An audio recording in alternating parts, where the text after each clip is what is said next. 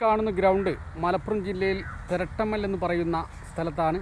ഇവിടെ മഴക്കാലമായി കഴിഞ്ഞാൽ വെള്ളം കയറുന്ന സ്ഥലമാണ്. അതുകൊണ്ട് തന്നെ നല്ല ഫലപുഷ്ടങ്ങൾ, നല്ല എക്കൽ മണ്ണുകളെല്ലാം അടിയുന്ന സ്ഥലമാണ്. അതുകൊണ്ട് തന്നെ നല്ല പുല്ലുകൾക്ക് നല്ല പെട്ടെന്ന് വളരാൻ പറ്റിയ ഒരു പ്രതിഭാസമാണ് ഇവിടെയുള്ളത്.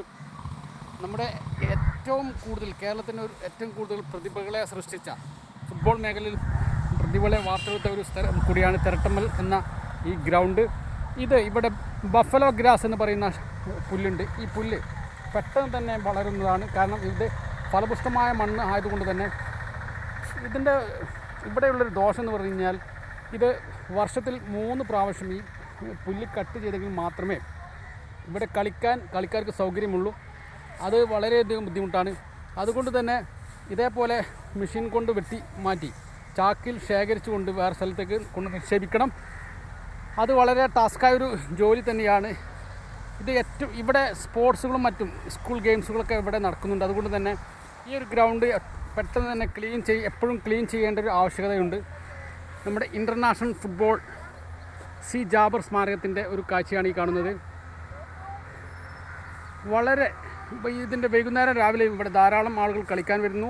അതേപോലെ തന്നെ വ്യായാമത്തിന് വേണ്ടി വരുന്നു. വളരെ മനോഹരമായ ഒരു ഗ്രൗണ്ടാണ് ഈ തിരട്ടമ്മൽ ഗ്രൗണ്ട് എന്ന് പറയുന്നത്. അതുകൊണ്ട് തന്നെ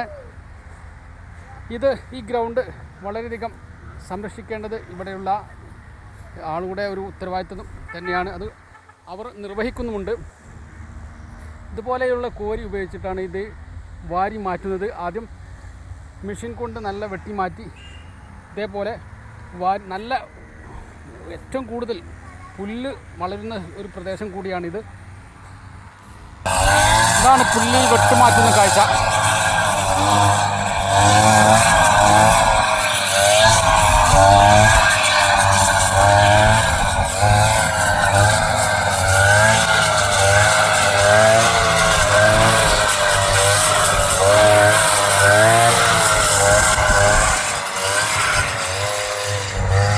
ഇവിടെ സ്ഥിരമായി കളിക്കുന്നത് കൊണ്ട് തന്നെ ഇവിടെ പുല്ലുകളൊന്നും മുളച്ചിട്ടില്ല.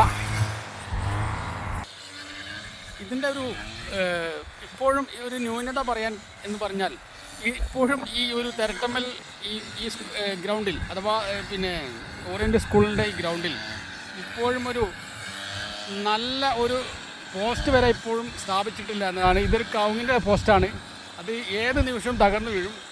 ഇത് കളിക്കുന്ന സമയത്താവും ചിലപ്പം ഇത് കളിക്കാരുടെ മുകളിൽ വീഴുന്നത്. അതുകൊണ്ട് തന്നെ ബന്ധപ്പെട്ട അധികാരികൾ ഇത് ശ്രദ്ധിച്ചുകൊണ്ട് വളരെ മനോഹരമായ സ്ഥായിയായ ഒരു ഫുട്ബോൾ ഗ്രൗണ്ടിന് പറ്റിയ സെവൻസ് ഫുട്ബോൾ ഗ്രൗണ്ടിന് പറ്റിയ ഒരു പോസ്റ്റ് ഇവിടെ സ്ഥാപിക്കണം. ഇവിടെ ഒരുപാട് കുട്ടികൾ കളിക്കാൻ വരുന്നുണ്ട്. ആ വരുന്ന കാരണത്താൽ തന്നെ ഇവർക്ക് വളരെ സുരക്ഷിതമായൊരു പോസ്റ്റ് സ്ഥാപിക്കണം.